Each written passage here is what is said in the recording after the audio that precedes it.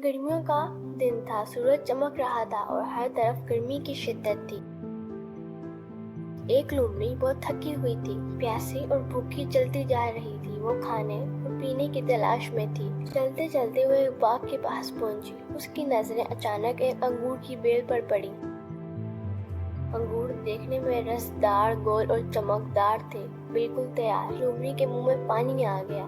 लोमड़ी ने उछलकर अंगूर तक पहुंचने की कोशिश की, मगर अंगूर बहुत ऊंचे थे। उसने फिर से जोर लगाया, लेकिन नाकाम रही। उसने बार बार कोशिश की, एक बार, दो बार, तीन बार, लेकिन हर बार वो अंगूरों को ना छू सकी। आखिरकार जब वो थक गई और जान गई कि वो अंगूर हासिल नहीं कर सकती, तो उसने गर्दन अकड़ाई और गुस्से में कहा, ये अंगूर तो खट्टे होंगे, मुझे ऐसे वैसे अंगूर नहीं चाहिए।